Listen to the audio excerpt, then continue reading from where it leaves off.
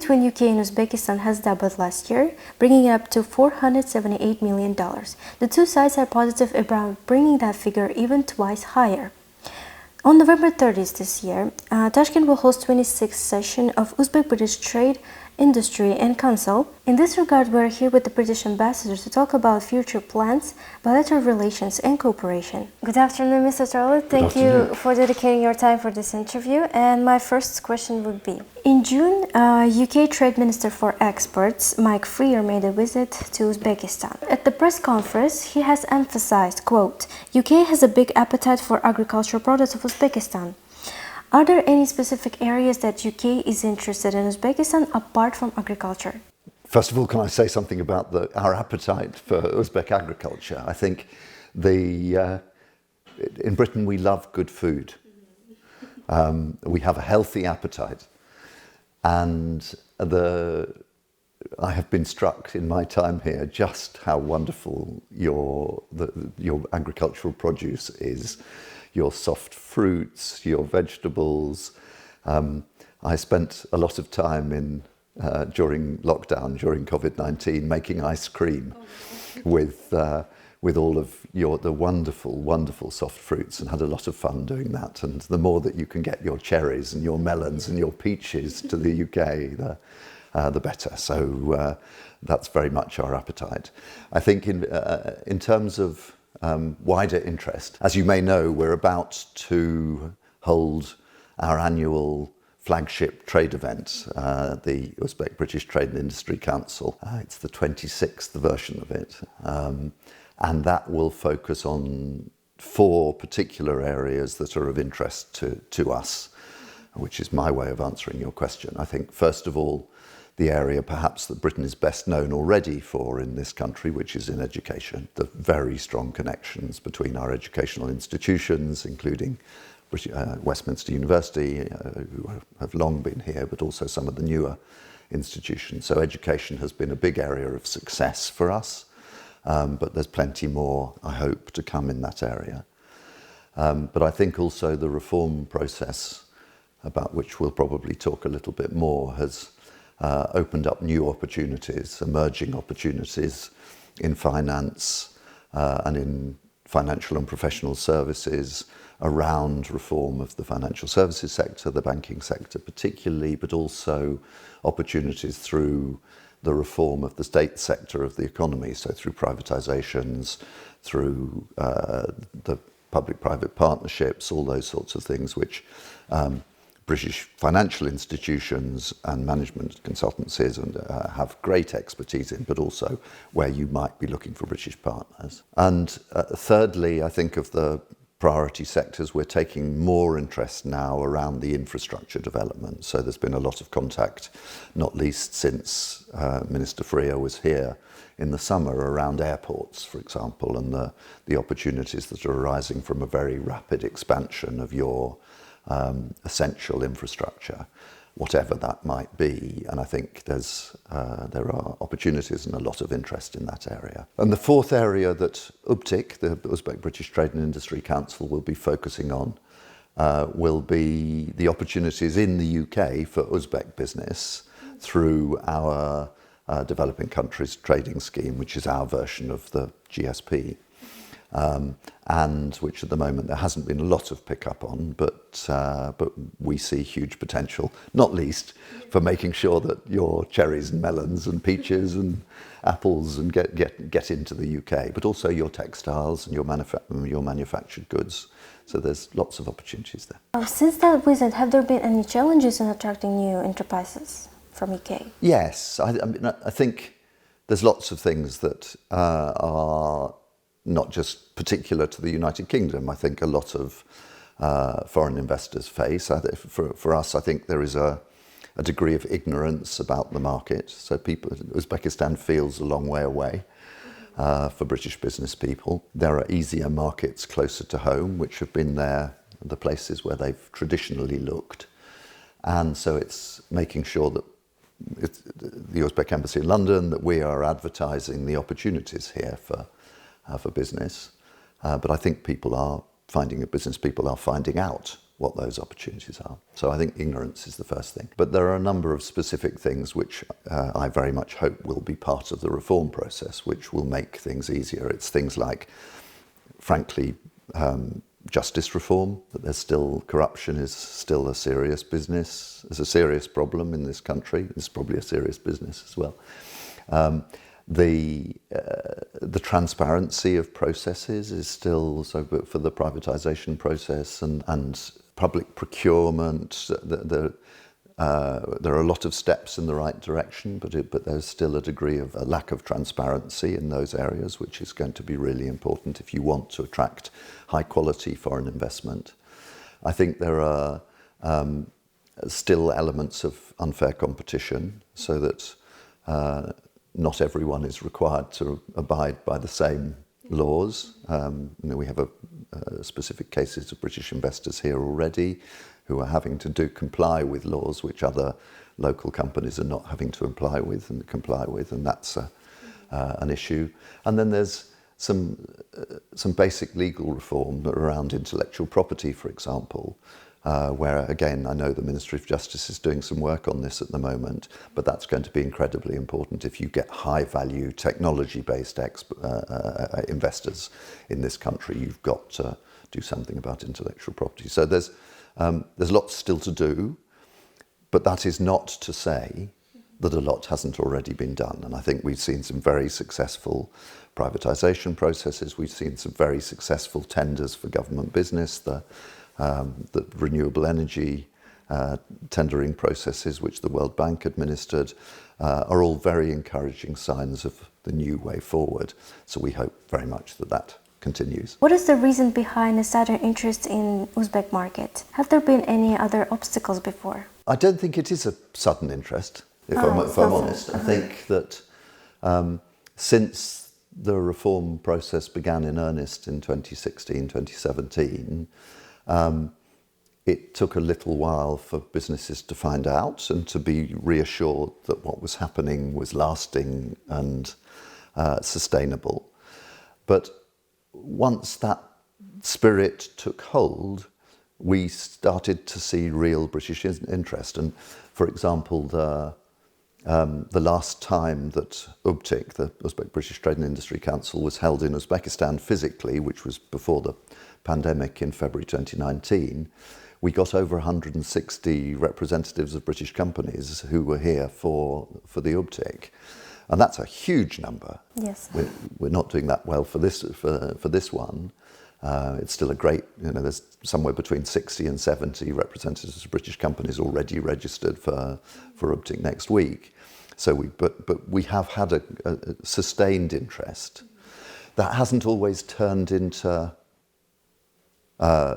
real business, into trade, but that's always the case, that people come and look for opportunities. Sometimes they'll think, this is great.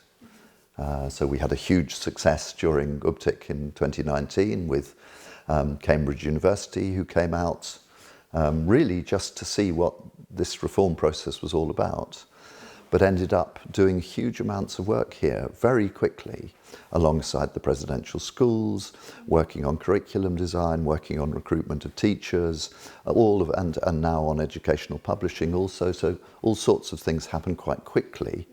And we've been working very hard to make that happen, and I hope that UBTIC 2022 is going to be a further spur to that. How would you evaluate educational reforms right now that are being made in Uzbekistan? Do you think we have a potential to be on the global level in terms of quality of education? It's the most important thing that you can do in this country, in any country, because education reform never stops. Because the world changes, so does your education system. And in many ways, it's even more challenging because your education system has to keep one step ahead of the way the world changes. And can actually, if you do it right, shape the change. And I think what I'm about to say about Uzbekistan is true in many ways of the UK as well, is that you're having to change your education system to produce young people and indeed not so young people, because education never stops.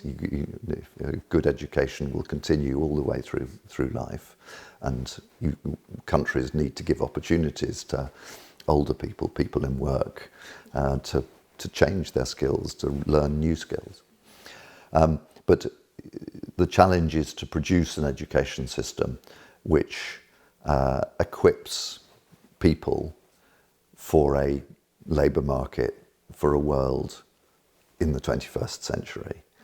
And that means casting aside the old ways of learning everything by rote, memorising it to pass exams, and that was the edge of education. We all need an effective education system that teaches people to learn by discovery, to be curious, to ask questions, to be sceptical, not always to believe everything that you're told, to say, but there's two versions of this, and make up my own mind, to discover, to solve problems, and to acquire the technological skills that you young people, old people will need in work careers and everything else. And that's a huge challenge. And I think you've embarked on that in a serious way in Uzbekistan. I think the efforts that have gone into English language teaching, for example, are really important. I think English language is a wonderful way to a very different world, a world of the internet. It's the language of the internet. It allows a whole new range of business contacts and partnerships, academically, but also in business. So I think that's really important. I think the efforts that are going into producing better quality teachers are really important. So teachers who are equipping young people, and not so young people, with the skills they need for the 21st century. And it's a slow process, because it's a culture change. It requires constant reform, constant change, and you can't make that happen overnight. And I'm proud to say that first, the embassy, and particularly the British Council, are very involved at the heart of that process. The British Council are working on English language teaching, the British Council are working on teacher development, and the British Council are working really importantly on vocational technical education, which again is, in the context of what I've just said, such an important element in the way you transform the system. But I think British institutions too are at the heart of this. We talked about Cambridge University, we talked about Westminster, but there are a whole range of academic institutions, particularly in the tertiary sector, who are involved in the process. There's lots to do, but you've come a long way already. I know that there's a lot of criticism, a lot of it is justified. I think corruption in the education system is still a huge problem, and that's unforgivable. But this is a government which is serious about stamping out corruption, especially in social services where it shouldn't be. Well, it shouldn't be anywhere. But that's a big issue. But also the bigger transformation is vital. What impact did the current political instability have on the trade turnover between UK and Uzbekistan? I think that's difficult to say. I think people don't necessarily know a lot about Uzbekistan. And I think that some business people might associate Uzbekistan with Russia. And I think it's really important in that respect that Uzbekistan maintains the stance that it has been taken publicly, that they are respectful of sovereignty, that they're respectful of the territorial integrity of Ukraine or any other state, maintaining a position of studied neutrality. That's important. So I think there is an atmospheric issue which may make business people pause if they're new to the environment. But I haven't seen specific signs that that's happening. I think that I'm conscious that Uzbekistan is being very careful to be respectful of the international measures that the European Union, the Americans, that we have put in place to penalise Russia for its illegal war in Ukraine. That does have consequences for any country that does business with Russia, and Uzbekistan is being very cautious and careful to make sure that they are respectful of those measures, which have had ramifications. But I think it's too early to say whether it's had a specific impact on trade between our two countries. If anything, the opposite is the case. I think we've seen a steady growth in trade. 2021 saw our trade more than doubling, two-way trade. Your exports to Britain trebled in that time. And we'll see this year, but I think, I see every sign that trade is continuing and that both sides want to continue that trade. Uzbekistan has joined GSP+. How has that influenced the bilateral trade between UK and Uzbekistan? I think it's very new. You were the first country worldwide to be part of our new GSP enhanced framework, which we now call the Developing Countries Trading Scheme, enhanced version. What that does is mean that huge numbers of Uzbek exports, about 90%, 92% of all product types can enter the UK tariff-free. So it is a big opportunity for Uzbek companies doing business in the UK. As I said, we've started to see the benefits of that. Uzbek exports to Britain trebled in 2021. I hope we continue to see that for all the reasons that we talked about earlier on. During our UBTIC, we will be holding a workshop for businesses, for small, medium-sized businesses who are interested in exporting to British markets and want to understand better what the Developing Countries Trading Scheme offers them in terms of the products that they're manufacturing or that they're growing. So we welcome any Uzbek companies who would like to participate in that. Get in touch with the Ministry of Investment and Foreign Trade or with the British Embassy to register. But it's free and informative. We've got some good experts coming out from the UK to deliver that workshop, and it's an essential part of what we're doing. So they are going to exchange their experiences. They will indeed, and help people to understand how you go about taking advantage of this new scheme. How about the field of tourism? Recently, Uzbekistan has presented its tourism potential at the WTM in London. And are British people interested in visiting Uzbekistan? Maybe there are particular reasons behind that. Britain has a large population of people who enjoy travelling, who enjoy discovering new places and new things, and new cultures. And so this is a tremendous opportunity. I think there is the same problem of ignorance and people not knowing about Uzbekistan that we talked about in the context of business. But the Uzbek government is working very hard. The Uzbekistan Airways is working very hard, and your ambassador for tourism is doing a marvellous job with the media at trade fairs to encourage an interest and to show what Uzbekistan has to offer. There have been some great television programmes on British television over the last 2 or 3 years, looking at the Silk Road, looking at adventure holidays, adventure. There was an interesting race across Asia, which was done as a competition, but which went through Uzbekistan in its first iteration. And that gives British people the chance to find out about the wonderful architectural heritage, the culture, the crafts, the food, the pride in your language and your nationality and your scenery and everything that makes this country so special. So you have so much to offer, and there is a growing interest. And the good thing with Uzbekistan is that